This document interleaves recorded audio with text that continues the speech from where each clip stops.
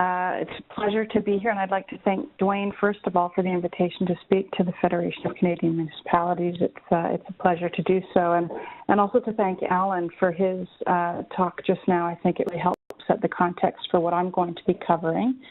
And maybe just to begin, I'll mention that I'm speaking to you from an Anishinaabe and Haudenosaunee traditional territory here in Kingston, Ontario, and that sort of sets the tone for the kinds of things that I'm going to be talking about today on a larger scale than what Alan did when he was referring specifically to the case study of working with a Nunatsiavut community in North. I've got 5 objectives that I'm hoping to cover over the short time that we have together. The first is just to recognize that we're all treaty people here in Canada, and that treaties mean nation-to-nation relationships, even when it comes to wastewater facilities management and scoping exercises. We've certainly heard that kind of language since the new government came into play federally. But what that means is sometimes not well understood across Canada. So that's kind of a key focus of my talk. And from there, what I'm hoping you also gain is an awareness of why consultation about building or upgrading wastewater facilities is not the same as free, prior, and informed consent when interacting with First Nations, Inuit, and Métis communities who may be affected by your municipal decisions. Third, I would touch on why collaboration with neighboring First Nations, Inuit, and Métis communities makes a lot of common sense, financial sense, and a relational sense in terms of community relationships. There, I want to hopefully give you some insights about how to even begin scoping projects if you want to involve First Nations, Inuit, and Métis governments in Canada. And finally, to understand that the key messages that I'm bringing, while it's spoken in the context of my years of experience working with First Nations, Inuit, and Métis, has applicability in all scoping, engagement, and communication exercises. So in mind, I'll give you a little sense about where I'm coming from personally and professionally. First off, I'm a white researcher. I've been working with First Nations and Métis for about 20 years in various contexts, and I just wanted to make mention of, so where are some of my teachers, where have they come from? And so while I'm based at a university and I've done a lot of university training, a lot of teachers are from communities, and it's helped me to develop a sense of how to involve Indigenous and Western perspectives in planning exercises, decision-making exercises, and operationalizing, whether it's research or projects. So I've worked a fair bit with Dene from the Northwest Territories, Nuu-chah-nulth from the west coast of Vancouver Island, and from the east coast working with Mi'kmaq. My work has mainly involved small communities and small systems, and by small I mean under 5,000 and in many cases under 500, similar to Alan. And I've got a strong program of research concerning drinking water, wastewater, watershed management, and water governance in Canada. I just had the pleasure of working with the Canadian Water Network on a national study about how to bring Indigenous and Western knowledge systems into water research and management. And so I would try to talk about that as much as I can, and hopefully you see some applicability, especially around affordability and regulatory constraints, which seem to be important issues for the group when you were polled earlier. I would also mention that a lot of my water-related research has been with engineers and natural scientists. I've worked in Halifax on lead pipe replacement in residential lines, in Nunavut with wastewater and drinking water projects, Alberta on drinking water safety plans, and in BC, First Nations water treatment. So I mentioned nationally this Canadian Water Network project that was involving engineers, natural scientists, and Indigenous knowledge holders from across Canada about how or what are most promising practices for water management, scoping all the way through to design and operationalizing. So that's where I'm coming from. I was to get a sense as well to have, how you think about which treaty territory you're in. Are you what's your municipality in relation to First Nations, Inuit, and Métis populations in Canada? So just having a look at this map here gives you a sense of the wide range of Indian reserves, but also thinking through that this map doesn't really fully articulate where Métis people are located, as well as Inuit people. So just think about that in relation to your own municipality and where there might be opportunity for you to build some bridges and build relationships.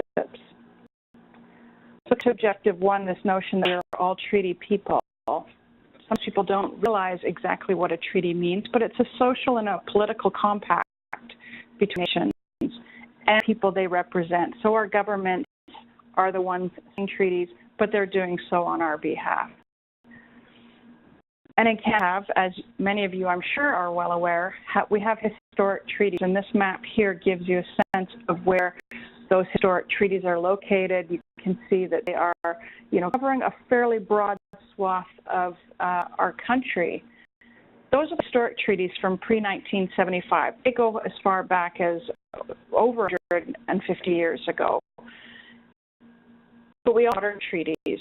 They're also known as comprehensive land claims, and the image that you see there is an image of the Malmöth Treaty that was signed only just over 5 years ago by 5 First Nations on the west coast of Vancouver Island, along with the province of British Columbia and Canada. So that's an example of a modern treaty. And here are where all the modern treaties are in Canada, and it kind of covers the rest of the country. Now, these are settled land claims or settled treaties, but there are a number that are still underway, and they may be happening in your jurisdictions right now. And this has a bearing on nation-to-nation relationships and how you go about undertaking your own work. So think about the fact that we're all treaty people means that nation-to-nation treaties are in place, whether they're historic or modern, regardless of when they're signed, and they stay in place until new treaties are signed. And again, I think this has a question that I hear reoccurring in my own work is, well, those treaties were from a long time ago, and my point here is that yes, they were from a long time ago, but they still hold water until such time as a new treaty is signed. So that might be some important sort of new information for folks on the line around what a treaty means in your context. Moving to objective 2 about consultation not being the same as consent. You by now have heard about the United Nations Declaration on the Rights of Indigenous Peoples. It's been a declaration that's been in development for a very, very long time. And finally, in 2007, it was adopted by the United Nations. Interestingly enough, it wasn't supported by Canada until 2010. And at that point, it wasn't fully adopted. It was simply a notice of support. But in 2015, our Prime Minister mandated the federal government to implement UNDRIP. Now, implementation is not an easy thing to do, and if anybody's ever had a chance to flip through the declaration, you'll see why. And I'm going to draw your attention to a few particular items in the declaration that helps put some context and some meat on the bones of what the Prime Minister has mandated. It was in the fall time of last year when Canada announced its full support without qualification of UNDRIP. So while it's been 15 years up until 2007 in the making, it wasn't until this past year that Canada has announced its full support without qualification. But states in theory and what happens in practice are two very different and very difficult things, and I wanted to speak to you a little bit around unintended consequences of things like policies and regulation, and hopefully put some context there. With respect to UNDRIP, there are a number of articles. I actually don't know the full number of them at the moment off the top of my head, but I want to bring your attention to a few key ones. The first is Article 19. Article says that states, and this includes municipalities, provinces, territories, and the nation, shall consult and cooperate in good faith with Indigenous peoples concerned through their own representative institutions in order to obtain free, prior, and informed consent before adopting and implementing legislative or administrative measures that may affect them. Article 1 also states Indigenous peoples have the right to redress by means that can include restitution, and when this is not possible, just, fair, and equitable compensation for the lands, territories, and resources which they have traditionally owned and otherwise occupied or used, and which have confiscated, taken, occupied, used, or damaged without their free, prior, and informed consent. And to me, these declarations have a lot of bearing around how wastewater treatment facilities are scoped and then operationalized, but in all manner of water issues, most definitely. Article 9.2 refers to the fact that states take effective measures to ensure that no storage or disposal of hazardous materials shall take place in the lands or territories of Indigenous peoples, again, without their free, prior, and informed consent. And 2.2, states consult and cooperate in good faith with the Indigenous peoples concerned through their own representative institutions in order to obtain free, informed consent prior to the approval of any project affecting their lands or territories and other resources, particularly in connection with the development, utilization, or exploitation of mineral, water, or other resources. And I think these key messages are worth your consideration and why consultation is not consent may be something that you are already hearing from your neighboring First Nations, Inuit, or Métis communities. You may be seeing it in the news, but this to just put some meat on the bones to understand where these messages are coming from and why there's a difference between a phone call saying, hey, we're doing this, does equal free, prior, informed consent. So it's an important consideration. If you want to learn a little bit more, I mean, this is very much glossing over the issues. I could point you to a paper that I've done with some colleagues around the context of hydraulic fracturing and water governance on Indigenous lands in Canada. So I can certainly send that paper. If you're not able to access it, people can contact me directly and I can provide a copy to you.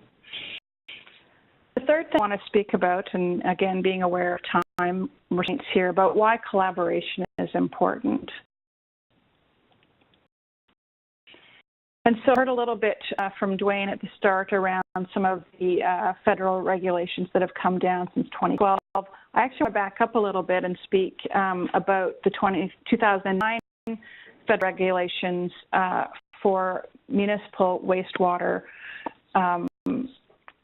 treatment. And I'll skip. So just pay attention to this slide here.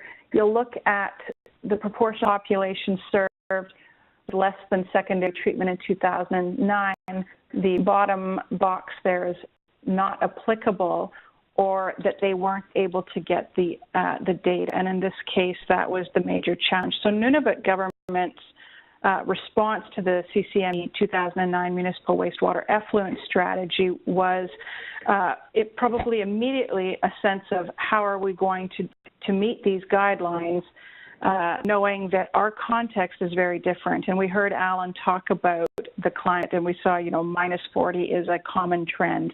But we also have a change in climate in the north. It's rapidly changing. It's the most dramatically changing climate in Canada with respect to climate change. And so trying to first adhere to the CCA guidelines that were really developed for large urban contexts.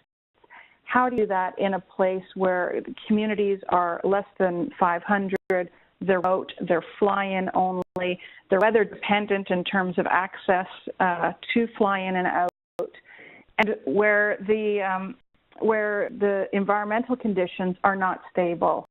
And so the response to that was basically to do very much, the same kind of approach that Alan described in his case study with Natsiavut, and that is to work with the community locally to come up with strategies that make sense to the community. And so engineers came in, but they spent time there. They brought in social scientists, graduate students who we're able to spend time and connect with the community. We hired, in this case, a local resident that could work with us as a community liaison between us and the community leadership. And then we spent time listening and listening and listening. I think that's the biggest key message I would want to bring to the folks on the line, is that it's so important to not come in with your ideas about how things should be fixed, but to come in and say, I'm interested in hearing what the problems are and what your thoughts are on how to fix things. I think the key learning that I've had in all of the interactions that I've engaged in Indigenous places with Indigenous peoples is that humility is really important. So while you might have your engineering training from the university or your natural science training or what have you, and you've got some expertise in something, when you arrive in a community like Coral Harbor, for example, where this research was undertaken, you are no longer an expert. You are somebody who's there to learn and try to make sense of the situation together and in a collaborative fashion. So I think that's a key message there as well. And what can happen when you do that is opportunities for joint ventures and cost sharing. I'm sure that I saw that a lot of you were from communities, municipalities of 20,000 and under. And so likelihood of regionalization in your jurisdiction is either coming, if it hasn't happened already, and to be able to get ahead of the curve, to be able to explore what your neighbors are doing and what sort of resources they have. My experience anyways is that those who are interested in cost sharing include Indigenous peoples and their leadership in order to have the high quality systems that a larger system would be available to provide. When you combine two small system sized communities, a lot can happen. And I refer you to a paper that I worked on with Graham Gagnon, civil engineer from Dalhousie University, and Megan Cott, a PhD student, where we looked at some of the unintended consequences of regulating drinking water in rural Canadian communities. We have some examples from Canada, from the Atlantic Canada, where there were opportunities for drinking water systems to be co-supported between a municipality and a neighboring First Nation, a Mi'kmaq community, to join together, but also you see this kind of thing happening across Canada, certainly the work that we've done in Alberta with drinking water safety plans as well. So there's an opportunity to pool resources, to work in intersectoral partnerships that will contribute to capacity building in your communities and resource and revenue sharing as well.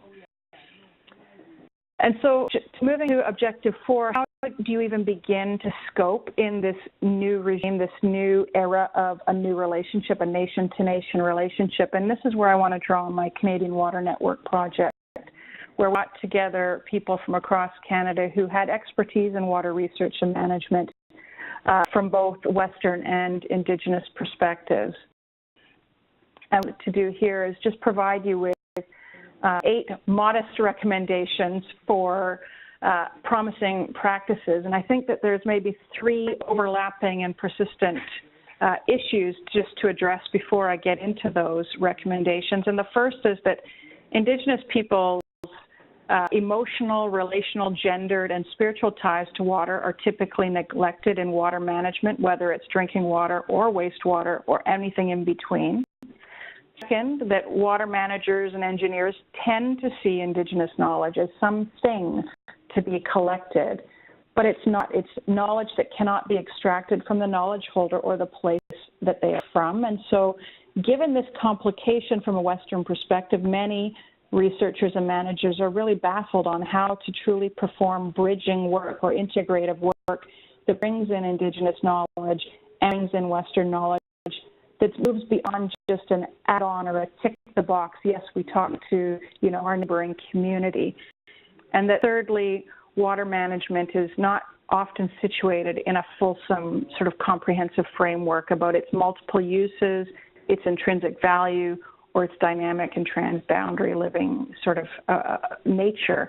And so the 8 recommendations are based on how can we together as Indigenous and Western knowledge systems to try to come up with the best water management strategies available to us. And the first is to recognize and affirm that the Western way isn't the only way of doing things. Scoping and stakeholder engagement can be well developed from an Indigenous perspective. You just need to be approaching such an undertaking with humility and a whole lot of humor. I can't emphasize that enough. And second, become a practitioner of integrative approaches to creating new knowledge. And I can point people to some areas where you can do some reading on how this happens, but it really does come back to this notion of listening and relational approaches. Thirdly, to recognize and affirm that local problems require local solutions, and I think we captured that from Alan's presentation earlier, that building this into the scoping, stakeholder engagement, and policy and funding opportunities is critical for success. Fourth, the recognizing projects involving Indigenous peoples means a relational commitment to each other.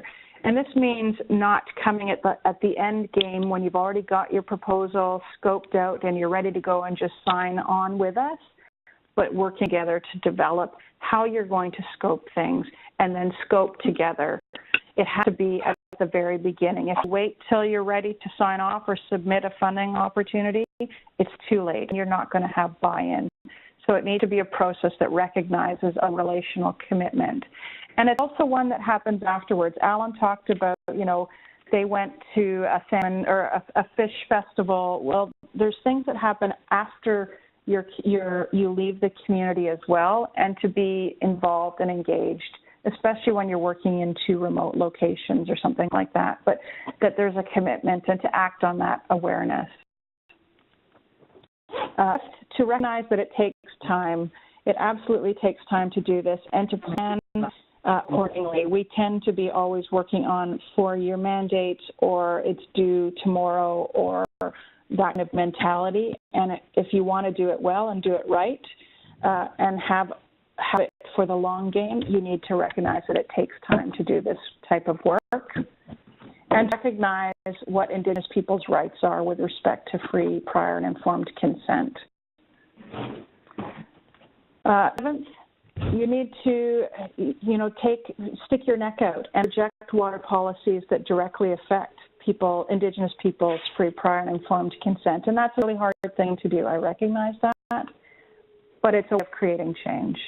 And to relinquish some of the decision-making power that you may hold when it comes to water in Indigenous jurisdictions, and create governance structures that share these powers equally elsewhere. I would point people to the collaborative environmental planning initiative that's taken place out on the east coast of Canada at the Bredor Lakes. This is an example of a long-standing intersectoral partnership around protecting this very unique ecosystem of the Bredor Lakes, and the work that they have done out there involves multiple governments, First Nations governments, federal, municipal, provincial, as well as other stakeholder groups like those who use the lakes for tourism. And the way they have approached this is really quite groundbreaking. So I would offer that as an opportunity to have a look at. And at the end of the day, you could ask yourself, well, why do we need to do this? Well, to avoid this is one reason. But also to get to this objective 5, that we can all live better together around our relationships with water, and that this is what I've just described, while it was really focused around the Indigenous Western relationships, it's about working together collaboratively regardless of who your stakeholder partners are. If you learn more, like I said, you can contact me and I can provide you with some of the papers that we've published that are maybe not as accessible because they're academic papers, but there's also some new book chapters, one of which is in a newly published book on water policy and governance, and another one around adaptation to climate change through water resource management. I'd say thank you so much for the opportunity to speak to you today, and happy to take questions if there are any, or for you to contact me at these coordinates.